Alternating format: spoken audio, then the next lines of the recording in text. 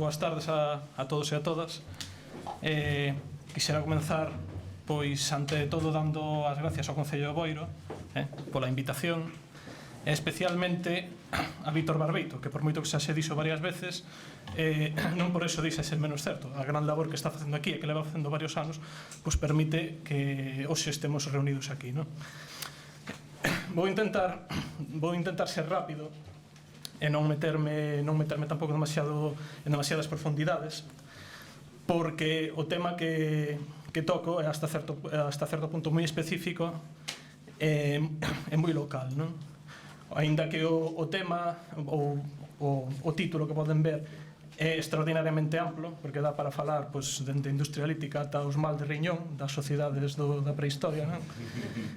Me vou a centrar basicamente na temática do que é a miña tese de doutoramento, que son as ferramentas líticas, non, das sociedades do noroeste do territorio galego entre o quinto e o segundo milenio antes de Cristo, non? Bueno, quixera empezar expoñendo unha serie de problemáticas, se se ven ben. Debemos ter en conta que a industria lítica, aunque nos parezca un elemento arcaico, é, digamos, aquel elemento material que nos acompaña como especie, ou que nos acompañou como especie durante o 90% da nosa existencia, ou incluso máis, me atrevería a decir. Moitos de vostedes recordarán incluso as ferramentas, os chisqueiros típicos que utilizaban os nosos avós, incluso moitas veces siguen utilizando para encender as bombas de palenque. Eses están moitas veces feitos con sílex, non? Digamos que hasta realmente fai nada o sílex e digamos a pedra en sí como ferramenta se sigue utilizando, non? Digamos que para as sociedades da prehistoria a pedra é un elemento fundamental para entender digamos determinados elementos, non?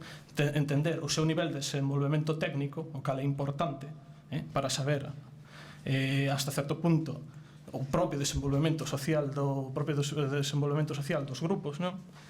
En especial para o caso do territorio galego, como todos os arqueólogos que estén aquí sentados saben, o caso de, digamos, a porcentaxe de material orgánico que pode aparecer debido ás circunstancias de conservación propiciadas polo noso territorio é ínfimo. Por lo tanto, para as sociedades prehistóricas, sobre todo para a paleolítica, obviamente, e incluso para a neolítica e para a neolítica calcolítica e dado bronce, digamos, a industria lítica é fundamental, non?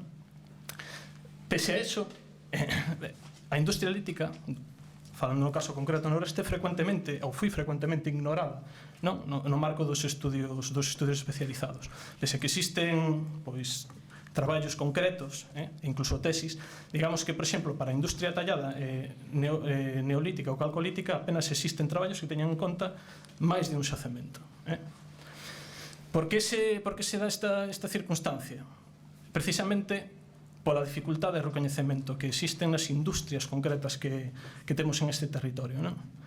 Pensemos que se todos pensamos nas ferramentas prehistóricas, se nos ven á cabeza, por exemplo, o sílex ou outro tipo de materias primas, as cales aquí neste territorio están prácticamente ausentes, prácticamente ausentes.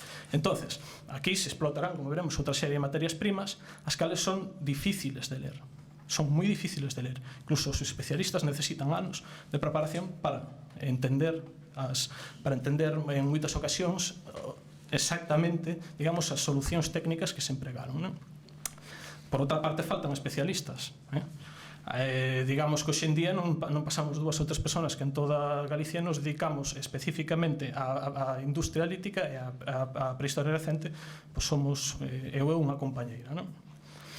Por outra parte, dentro dos estudios xerais, tanto a nivel de investigación como das propias memorias de excavación, non? Pola dificultade que existe na súa lectura e pola escasa utilidade que ten como indicador cronocultural, a industria lítica realmente no noroeste apenas muta dende o paleolítico superior, dende o paleolítico medio, ata a idade do bronce apenas cambia. É dicir, unha industria moi característica, moi, digamos, con moi poucos retocados, con moi poucos útiles recoñecibles, como poden pasar en outros territorios, O que fai que se sea difícil establecer estas visións clásicas de número de buriles, número de raspadores que, segundo as porcentaxes en un ou outro sentido, nos podan apuntar hacia unha determinada cronoloxía. En un contexto como o actual, donde aínda que son moitas as excavacións arqueolóxicas, as datacións radiocarbónicas son moi poucas, moitas veces a cerámica nos vai a dar algo que non nos pode dar a industria lítica. É dicir, nos vai a dar posibilidades de comparación, é un elemento moito máis dinámico, moito máis fácil de identificar, que nos permite establecer cronoloxías, asociacións con outros yacementos. Polo tanto, en ese contexto, a industria lítica xa fai tempo que perdiu a guerra. Non obstante, si é fundamental, a nivel de investigación, centrarse, digamos que é unha parte importante, como antes decía, e debe ser estudiada. Os especialistas que estudiamos a industria lítica nos encontramos ca problemática derivada do que antes comentaba, que estas industrias do noroeste están feitas basicamente sobre cuarzos, sobre lousas, en castellano pizarras, e outros materiales que tradicionalmente non se lles ten prestado ninguna atención. É dicir, a ciencia, por decirlo así, a disciplina digamos, do estudio das industrias líticas surdiu nunha época moi concreta, en contextos moi concretos, poñamos, por exemplo, en Francia, donde os materiales que se estudiaron, os yacementos que estudiaron eran yacementos baseados no sílex, única e exclusivamente. Todo o que hoxe sabemos, como se comporta o material, cando se golpea dunha determinada maneira, que dificultad hai para facer unha determinada pieza, ou mismamente se esa pieza é útil, está todo basado nas industrias dos sílex, de tal maneira que cando nos encontramos con xacementos como os galegos, donde o sílex non pasa normalmente o 5%, nos encontramos verdadeiramente despistados, porque non sabemos moitas veces como abordar o estudio destas industrias. O que se ten feito habitualmente foi adaptar directamente as solucións técnicas ou as que se tiñan identificado para o caso dos sílex, se teñen, digamos, adaptado directamente para o caso dos cuarzos ou das lousas. É dicir, cando son materiales totalmente diferentes. Pensemos que tanto o cuarzo como a lousa son materiales que teñen unhas características como é a anisotropía, un material anisótropo. Que significa iso? Que determinadas propiedades vectoriais, como pode ser a conducción do calor, a conducción das ondas de choque, son distintas segundo en que dirección se realicen. É dicir, nos sílex, golpeemos nunha dirección ou outra, vai a fractura sempre da mesma maneira. No cuarzo, e na lousa non pasa. Entonces, toda a concepción do que é o traballo desas materias primas cambia. E a morfoloxía dos instrumentos cambia. Entonces, cando nos levamos preconcebido, os arqueólogos nos forman con unha serie de imágenes, cando vamos aos yacementos e nos encontramos con este tipo de material, ou non nos sabemos recoñecer, o que pasou hasta fai moi pouco tempo, que se tirou moitísimo material porque non se recoñecía, ou directamente se aplican, se collan aquelas piezas que nos sonan, que teñen unhas características máis parecidas aos dos sílex, e o outro se ignora ou se clasifica mal. Entonces, digamos que para o estudio deste tipo de materiales se tuvo que partir de cero. Se tuvo que partir literalmente de cero. Como? Practicando e traballando, reproducindo os procesos desde unha problemática propia. Entonces, aquí se pode ver, por exemplo, unha representación clara do que estamos falando. Entón, son varios dos yacementos que estudiei para a miña tese, onde vemos aquí temos casi unha reconstrucción do que son as características das industrias galegas. Aquí temos dous yacementos escavados recientemente. Estes tres se encontran na península do Morrazo, Pontevedra. Este se encontra en Zamora, na fronteira contra os Montes. Estos dous se escavaron, como dicía, recientemente. Vexamos as cantidades que teñen de sílex, en comparación ca pizarra lousa ou co cuarzo. digamos, este xacemento en concreto, Remedios, que está habitado non continuamente, senón episódicamente durante aproximadamente 3.000 anos, dou unha cantidade inferior a 50 piezas de sílex. Estamos falando que é moi posible que moita desta xente se pasara décadas ou incluso houbera xeracións que non tuveron acceso a ese material. As cousas son así. Entonces, nós partimos dun choque conceptual. Os arqueólogos medimos e valoramos todo o material que encontramos en base aos sílex, que foi aquel no que a nos educaron, por decirlo así, non? E a partir del do que establecemos as calidades para a talla, se é un material máis ou menos resistente. En cambio, para esta xente debiu ser a inversa, é dicir, eles que tallaban habitualmente o cuarzo, deberon utilizar o cuarzo como modelo de referencia para outras materias primas, incluído o sílex. É así. Moi probablemente, insisto, moita xente non tallara máis que un par de veces os sílex na súa vida. Decía que vemos aquí tamén o que pode ser a historia ou a historiografía da consideración, non, das industrias en Galicia, non? Aquí temos Lavapés, que é unha excavación antigua. Ben, sabemos, non, porque coñecemos a varios dos membros que participaron na excavación, que se fixo un proceso brutal de selección. Se comparamos a escolla a presencia de sílex, vemos que é con diferencia maior. Por que? Porque estaban funcionando estes criterios de selección, estas estructuras mentales do arqueólogo, polas cales eran incapaces de recoñecer outras industrias que non foran as que consideraban como tradicionales. É un problema de formación. É un problema de formación que só empezamos a superar fai nada.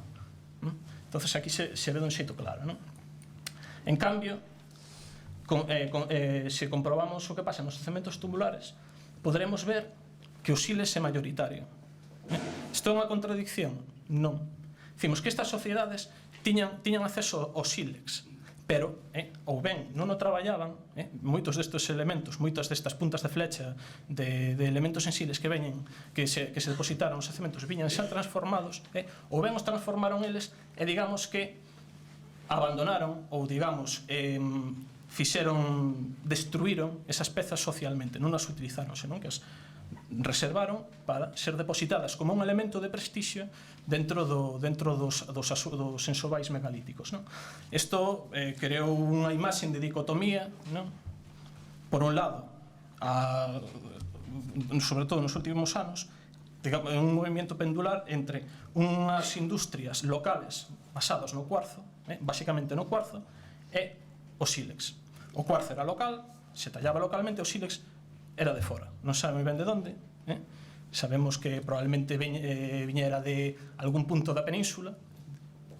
E sempre, en cada xacemento que aparece un fragmento de sílex, digamos sílex, calquer material, digamos, criptocristalino, non? Con as características moi concretas, unha fractura concoide, un brillo tal, era clasificado automáticamente como foráneo. Ben, isto é certo, en certa medida, non?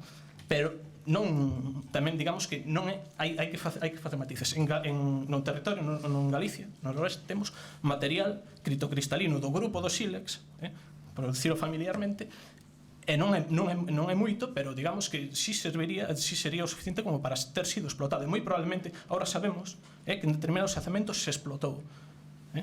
Entonces, podemos ver, por exemplo, que ven distintas mineralizacións de material, non? Por exemplo, temos sobre todo ópalos e calcedonias asociados ás vetas de cuarzo, xaspes asociados a material, digamos, a materiales serpentinizados, non? E incluído sílex, o famoso sílex de Villalba, temos aquí unha das moitas variedades, ou a calcedonia.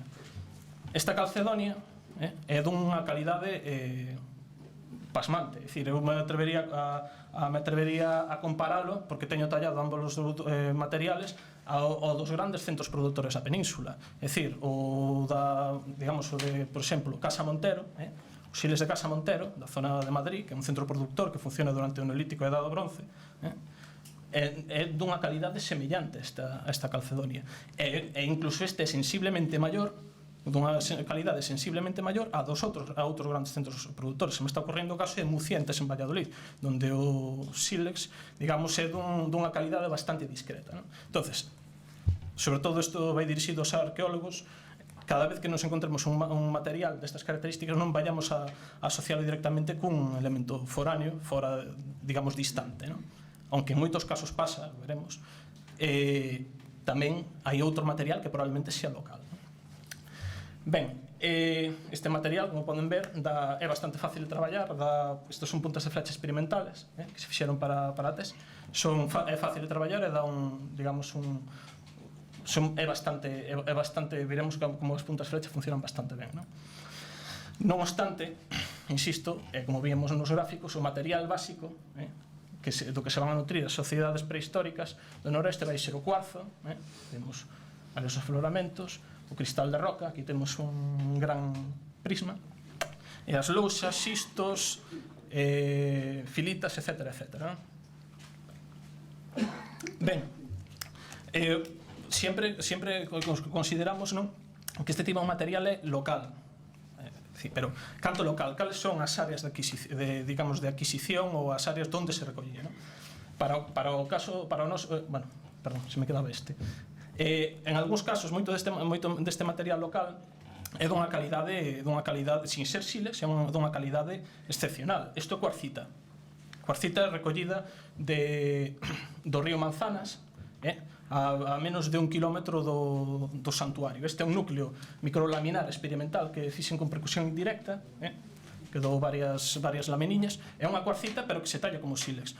Estas cuarcitas son talladas, sobre todo no Paleolítico superior, microlaminarmente, como se foran sílex. Entonces, digamos que hai máis mundo, incluso materiales de gran calidade locales, sin falta de ir especificamente aos sílex, non? Ben, falábamos das áreas de adquisición, non? Para os xacementos que estudei na miña tese, se fixou unha prospección de materias primas, identificando unha serie de posibles fontes de adquisición. Vemos aquí a situación do xacemento. Onde estás? Aquí. En este caso, os remedios. E aquí vemos con distintos puntos, e máis con liñas vermellas, recursos primarios e formacións de entidade. É dicir, con recursos primarios nos referimos a filóns, formacións naturales, diques, que non teñen sido, que están in situ, por decirlo así. E despois, os recursos secundarios, que son, por exemplo, a costa e os cursos fluviais, donde estas sociedades recollerían material arrastrado naturalmente, mediante erosión ou mediante arrastre por forzas fluviais, etc. Tras esta identificación de posibles áreas de captación, se intentou establecer os posibles territorios de captación en torno ao xacemento. Para eso se utilizaron ferramentas XIS, ferramentas de información xeográfica. E se partiron de tres análisis básicos. Por un lado, visibilidade, superficie de custos, que é o que vemos aquí, e isócronas ou isocronas. Por que estos tres análisis? En primeiro lugar, porque consideramos que moi probablemente as áreas, digamos, de captación de material de material local estarían aquelas zonas máis próximas ao xacemento, aquela zona que poderíamos denominar como áger, aquela zona antropizada, aquela zona socializada polo grupo, aquela zona que dentro do xacemento se ten un control visual máis inmediato e que posiblemente en base a ese control estuvera incluso quizáis digamos, un certo uso, unha certa exclusividade, digamos que sería a zona de confianza, a zona onde se unha persona, un nai en concreto está tallando ou necesita algo unha ferramenta en concreto, tallar unha ferramenta en concreto, pode mandar ao seu fillo, sin dicirlo así, sin medo de que este se adentre nun espacio, digamos, nos altos, nun espacio descoñecido, nun espacio que non pertenece á comunidade. Entonces, un dos primeiros elementos fundamentales é o control visual. Despois falábamos das superficies de custo, que é un valor teórico que mide, digamos, o custo o custe, desde un punto de vista enerxético, de desplazamento dentro do xacemento, que recordemos, está aquí, con respecto a determinadas áreas, non? Irían de amarillo a que menos custo daría, verde, subindo ata lila, non?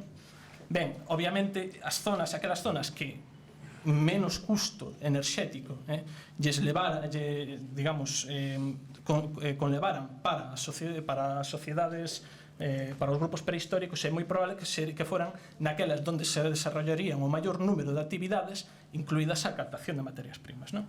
Isto se pode ver, por exemplo, se se traduce en isócronas, non? Isócronas, é dicir, aquelas áreas de territorio que dende un xacemento están a igual distancia en tempo percorrido, non? É unha distancia teórica a partir de certas fórmulas, non? E aquí temos, por exemplo, un acceso inmediato con respecto ao xacemento de menos de unha hora, menos de 2 horas. Ben, se o comparáramos co anterior, veríamos que todas as posibles, todo o material que esta xente, excepto os siles, e outros moi poucos máis en concreto, todo o material que esta xente tallou durante 3.000 anos se pode encontrar en unha área de menos de unha hora. Estamos falando entonces dunha adquisición inmediata, dunha adquisición que se pudo haber realizado incluso no marco de outras actividades. Pois o individuo X que vai a pastar co gando ou vai a realizar determinadas actividades, poder coller aquel material que prevé que lle vai a facer falta, ou ben nun momento concreto, ou a persona que necesita, ten unha determinada necesidade, vai a ir a por el. Este tipo de situación, non, este tipo de relación co espacio muta, vemos que muta ao largo do tempo, non? Por exemplo, se o comparamos con o regueiriño, que é un xacemento que tería en teoría unha cronoloxía, digo en teoría porque carecemos dunha datación radiocarbónica, aunque probablemente sea anterior, non? A fase, digamos, a fase principal dos remedios, vemos que, a diferencia dos remedios, o control visual, o regueiriño, por certo, está aquí. O control visual inmediato é nulo, prácticamente nulo, salvando esta zona de aquí.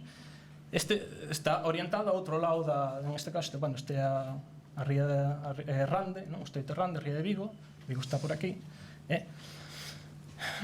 Por esa mesma regla de 3, se vemos as isócronas, a diferencia de remedios, a isócrona inmediata, o espacio da isócrona inmediata é moi inferior a este. En cambio, as zonas intermedias é moito maior. Que nos pode indicar isto? Que isto sea un tipo de ubicación máis vinculado a unha sociedade máis móvil, a un grupo máis móvil, que non lle interesa tanto unha situación nun espacio onde poda ter un maior número de recursos, senón unha zona, digamos, un espacio que podan ter un acceso a maior número de biotopos, non? Aquí temos, por decirlo así, unha adquisición máis concentrada, e aquí temos un maior recurso a espacios que nos poderían dar máis material. Isto fai que haya diferencias incluso nas industrias líticas. Por exemplo, aquí temos unha base en cristal de rocha cuxa fonte non pudo ser identificada, máis que no territorio de 2 a 4 horas. Aquí é xa incluso máis lonxe, na zona do Porriño. Que queremos decir con isto? Pois que o estudio simplemente das materias primas e do entorno nos pode dar unha información moi útil sobre o nivel de digamos de adaptación ao medio, non? destas sociedades, non? Destos grupos. Falábamos de que nestes xacementos ou nestes materiales se tuvo que empezar desde un principio. Iso implicou reproducir as técnicas de elaboración do instrumental. Se empezou dende as técnicas máis sinxelas, percusión directa, dura e blanda, é dicir, unha percusión do material directamente con unha pedra ou con unha asta de cervo, a percusión indirecta ata a presión, como é que se pode ver aquí, presión pectoral e presión por ombreiro. Isto nos dou unha serie de resultados, podemos ver aquí, unha serie de produción microlaminar, que nos permitiu identificar esta mesma técnica en outros xacementos. Por exemplo, Quinta do Anxo en Setúbal, ou con moitas posibilidades en Palacio 3 en Sevilla. Se nos fixamos, por exemplo, este tipo de pezas son moi semellantes. Sin embargo, en Galicia as técnicas máis complexas están ausentes. Están, digamos, dentro do Paleolítico Superior, donde, digamos, hai unha gran explosión técnica con probablemente o uso da percusión indirecta. No Mesolítico se produce un desplome técnico e aparece unhas técnicas moi simples como a percusión directa ou, máis concretamente, a percusión sobre bigornia ou sobre yunque. Esta técnica é unha técnica moi simple, é probablemente a técnica máis simple de talla que existe. Os australopithecus tallaban así, boa parte do seu material. Entonces, este tipo de técnica dá unhas morfoloxías, uns produtos, unhas morfoloxías que son moi difíciles de identificar, porque incluso é difícil de separar o que é un elemento que poda ser un núcleo dunha lasca, porque teñen, digamos, unhas características propias. Aquí vemos un experimental, pero, sin embargo, existen. En Remedios temos un prácticamente idéntico, tamén explotado en cristal de rocha. Esta técnica se ten interpretado durante moito tempo como, digamos, como un arcaizante, é dicir, se produce algún tipo de involución técnica que leva a estas sociedades a abandonar boa parte dos coñecementos que tiñan nese momento. Isto se ten interpretado desde múltiples maneiras, pero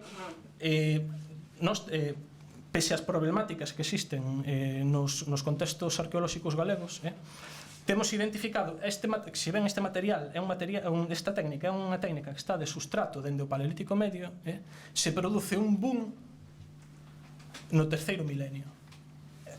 E pasa a ser de repente o 30, o 25 ou 30% da representación dos xacementos. Por que pasa isto? Este é un fenómeno que se ten identificado ao largo de todo o planeta. Cando determinadas sociedades sufren un cambio, digamos, no seu modo de vida hacia un maior sedentarismo, cada vez se fan menos móviles, se convierten en máis sedentarias, digamos, hai unha serie de períodos de adaptación, existe unha serie de, digamos, de situacións de estrés, por decirlo así, se multiplican as actividades a realizar dentro da vida cotidiana, e se produce un certo estrés que fai que, digamos, que ese tempo que antes se dedicaba á talla se realice ou se dedique a outro tipo de actividades, o que fai que se opte por técnicas moi simples, pero que dan un bo resultado. Entonces, xusto no momento no que arqueolóxicamente temos unha identificación máis clara digamos, da explosión do fenómeno doméstico, cando empezan a aparecer as grandes estruturas, digamos, os poboados máis estables, xa con separacións internas, con estruturas máis, digamos, con máis empaque, non? É cando, parello, ou a aparición das cerámicas decoradas peña e tal, é cando de xeito parello se produce esta explosión. Esta temos identificada no norte de Portugal, este mismo tipo de dinámica no norte de Portugal, en Corea, en Escocia, en Francia, no norte de Italia, no norte, é un elemento, digamos que é unha circunstancia que se repite, non? É dicir, unha mesma actitude ante un cambio pensemos nos cambios que debiu producir, non? Bueno, debemos ter en conta tamén que existiu por parte dos especialistas unha visión bastante despectiva das industrias locales, non? Estas industrias, esta visión moitas veces tiña unha base puramente estética. Se pensaba, este material non sirve, este material é difícil de tallar, este material non funcionaría. Depende de que tipo de material. Nunca se dixo, eu polo menos nunca teño visto publicado que non se con unha punta de flecha non pode ser de punta de flecha cristal como esta, non pode ser funcional, ou estas magníficas puntas de Ontiveros en Sevilla, que aquí temos unha experimental que realizamos para a tese. En cambio, para as puntas de lousa ou de pizarra, que as hai a montóns na lousa e xisto que hai na metade occidental da península, se ten negado moitas veces ese carácter funcional. É un material que, como é, digamos, rompe en bandas, non rompe en concoide como suele facer os sílex, é un material que non servía. Polo tanto, este tipo de pezas se clasificaron como simbólicas directamente, non? Pese que, insisto, son moi numerosas.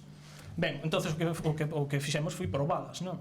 A testar se esta realidade era certa, non? Entonces, para tal, se fixeron unha serie de unhas 50 puntas de flecha en distintos materiales, de calcedonia, cristal de rocha, lousa, distintos tipos de lousa e cuarza, non?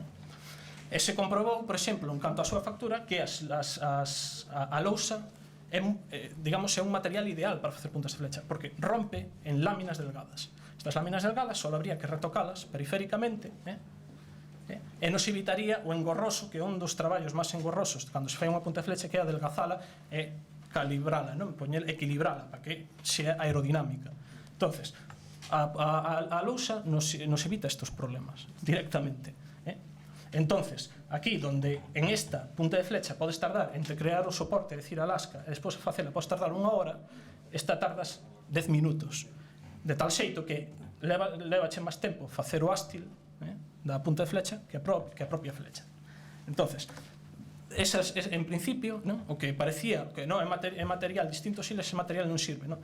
O contrario, é, digamos, unha maneira máis fácil de conquerir un útil, non? Despois, habría que probar tamén se funcionaba, que foi o seguinte paso. Para eso se utilizou aquí a unha carcasa de suido, se hai alguén de peta que salga da sala ou algo así, non sei, e que, bueno, se probaron as distintas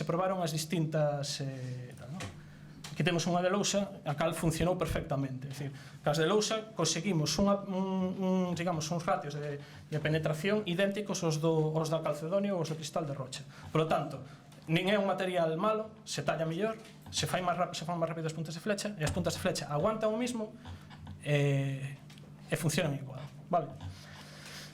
Entonces, partimos do feito de que isto se basa máis en visións, en suicios de valores que nunha realidade arqueolóxica.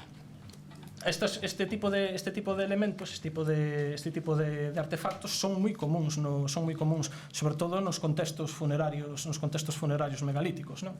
En cambio, digamos, por que é así? Nun momento de cambio, non? Como pode ser, digamos, o sedentarismo, é posible que crezcan tensións territoriales, aumente a territorialidade, se produzan tensións, haya determinados conflitos. Tamén é posible, non? Pois que se realizaran simplemente para actividades cineséticas, pese que sabemos que a actividade, que digamos que a caza en sí non era un elemento fundamental para as dietas desta xente, non? Non obstante, hai outras razóns polas que ir a cazar, non? Bueno, aquí se me quedaba o cervo o porco dificilmente sobreviviría, temos aquí toda a serie de impactos. Bueno, sí, se poden ver que unha boa parte delas superaron os 8 centímetros de profundidade, non? Bueno, falábamos da caza. Este é unha pedra nova que vamos a sacar no seguinte Galaecia. É unha pedra especial por varios motivos, non? Entre outras, onde está, porque está en plena Costa da Morte, onde hasta non fai moito se decía que este tipo de representacións de antropomorfos non existían. De feito, está como uns 40 km máis ao norte das anteriores coñecidas, non? Pero aquí temos unha serie de, digamos, unha escena bastante interesante, non? Aquí temos un antropomorfo, o cal está en confrontación con este gran animal, non? Aquí le vemos pola diferencia de extensión das extremidades superiores que é moi posible que levara unha lanza, non? Veremos aí máis adiante. Este individuo está cazando efectivamente un cervo, e non está solo, senón que está no que moitos outros ten chamado unha caza colaborativa, non? É dicir, está aparentemente sendo apoiado por estes animales, que pola diferencia dos cérvidos que vemos aquí, aparecen, salvo neste caso, enfrontados, representados esquemáticamente, se trata efectivamente de cánidos que están apoiando ao antropomorfo, neste caso, na caza, no hostigamento da manada e na caza. Bueno, aquí se pode ver en azul a representación posiblemente de un venablo, e aquí teríamos, por exemplo, posiblemente unha elipse. Aquí teríamos a acción humana sin que este o axente humano. É dicir, as lanzas ou flechas son lanzadas, se sale isto aquí, as flechas son lanzadas, están a punto de impactar un animal, pero non vemos o axente que os provocou. Feito, non é porque desaparecer, é que o panel se acaba aquí, o sea, que non se dibuixou. Aquí non temos solo unha representación de caza, temos posiblemente casi unha cosmovisión, non? Temos, por un lado, unha representación do antrópico, do antropizado, representado esquemáticamente, dentro dunha das solucións típicas dentro da arte prehistórica, que se confronta a un mundo natural, representado máis, valga a redundancia, naturalmente. Aquí temos, por outra parte, unha escena de caza con unha solución típica das estrategias que coñecemos de caza. Aquí vemos como o conxunto de animales, a manada, parece que se fora separada en varios individuos. Aquí temos uns primeiros, segundos, terceiros. Ese é un dos elementos que sabemos que se dá dentro das estrategias de caza, pero ao mesmo unha inversión, porque normalmente esta estrategia iba destinada a cazar aqueles individuos máis febles, crías, femias, etc., aqueles máis asequibles. En cambio, aquí o que se produce é o contrario, se vai precisamente por aqueles individuos máis fortes, aqueles individuos dominantes. Digamos, hai casi como unha confrontación, por decirlo así, de masculinidades, por decirlo desa maneira. Hai dúas confrontacións, a confrontación do ser humano, do elemento masculino frente ao elemento masculino, do elemento, digamos, do mundo antropizado frente ao mundo natural. En esta visión se ten que deixar claro que o que importa é a caza como elemento, digamos, de prestixio. De feito, se nos fixamos as elementos, as femias ou os animais máis pequenos, non aparecen hostigados polo ser humano. É aquel animal de menor tamaño, posiblemente unha cría, aparece totalmente, digamos, diferenciado ou separado da escena principal mediante unha diaclasa. Como realmente aí estamos vendo unha escena de caza, pero estamos vendo máis, estamos vendo unha concepción. Se nos fixamos nesa figura, a parte amarilla que queda no medio, diante xusto da cornamenta do animal, vemos unha serie de trazos que posiblemente configuren un elemento antrópico. Este tipo de solución encontramos prácticamente idéntica, por exemplo, no Dolmen Dorca dos Xuncais. Aquí temos a dous arqueiros que están sendo tamén apoiados por xentos cánidos, algún deles incluso se fixan teñen a mesma solución estética, as pernas, as patas en V e tal, confrontado tamén novamente a cérvidos, e tamén como vixiando esa confrontación temos esta figura de aquí. Este é un tipo de representación que se repite en todas aquelas paneles onde hai escenas de caza.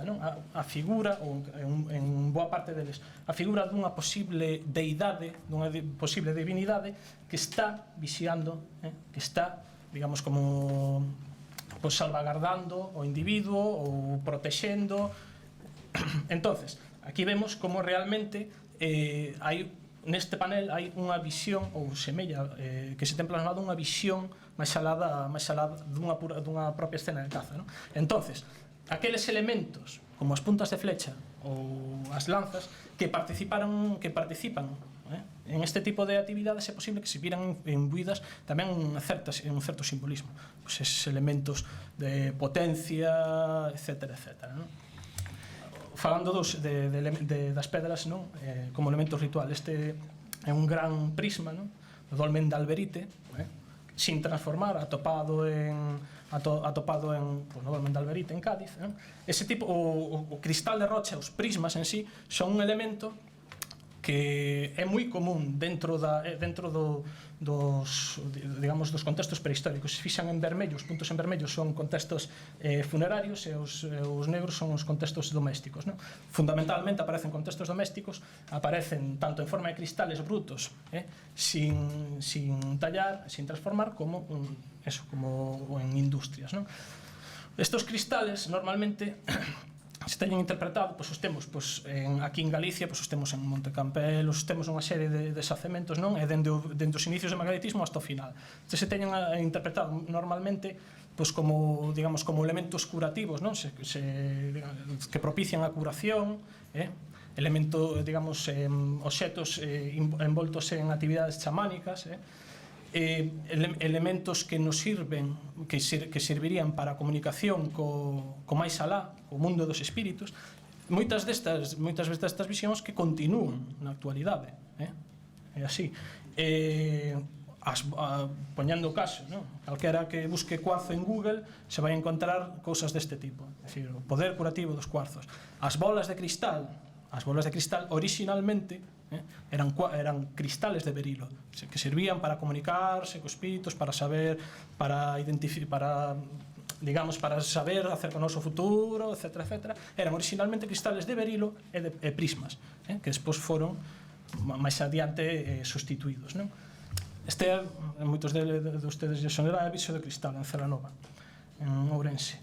Este é unha vise tamén nun ovo de cristal, a cal a lenda conta que caiu do ceo como un mensaxe divino para protexer a honra dunha namorada, que estaba posta sendo en dúbida. Novamente, como un elemento de comunicación con máis alá. Digamos que é unha reiteración que se dá hasta os nosos días, e que parece que realmente ten as raíces posiblemente da prehistoria. Moitos destes elementos teñen, en canto que son ítems de prestixio, vímolo pola mañán con Pilar Prieto, viaxan moito. Non me vou a centrar en estas zonas de aquí, exclusivamente no noroeste. Digamos que temos o problema da falta de estudios de análisis de composición, pero na actualidade estamos en situación de saber, por exemplo, que no terceiro milenio, en determinados puntos do noroeste, temos, además, con un alto nivel de posibilidade, sílex procedente do centro de Sevilla, nun terceiro milenio. Fíxense todo o percorrido que tuvo que facer. Os centros productores da Extremadura portuguesa de sílex, moi posiblemente teñan nutrido moito deste sílex blanco que nos encontramos nos xacementos, sílex evaporítica, moi posible que proviña dai.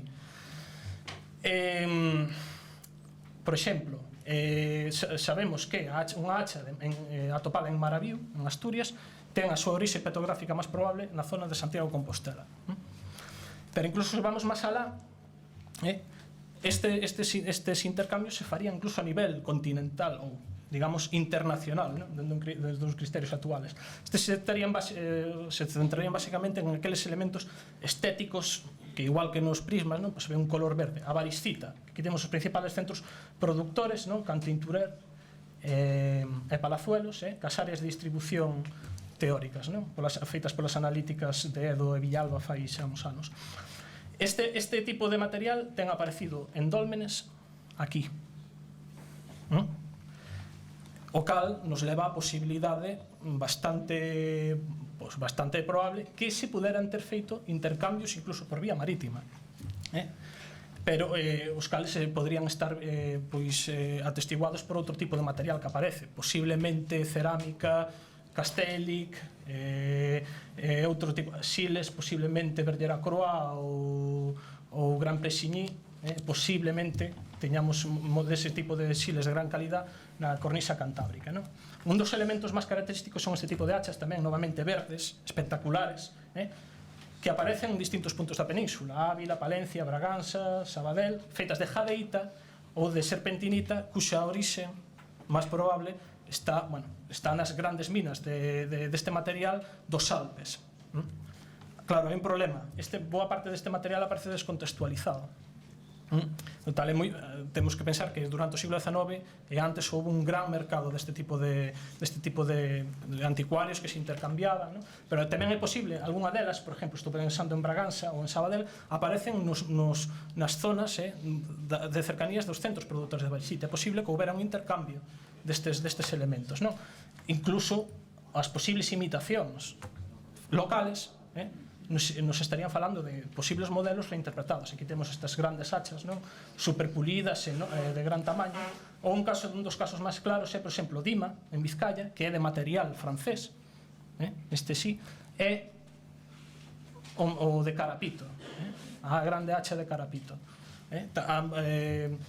No caso Carapito tamén hai unhas asociacións que se repiten, como a Baristita, tal. No caso do noroeste, temos este tipo de hachas tan características, que se ten denominado tipo cangas, que son moi similares a outros estilos franceses.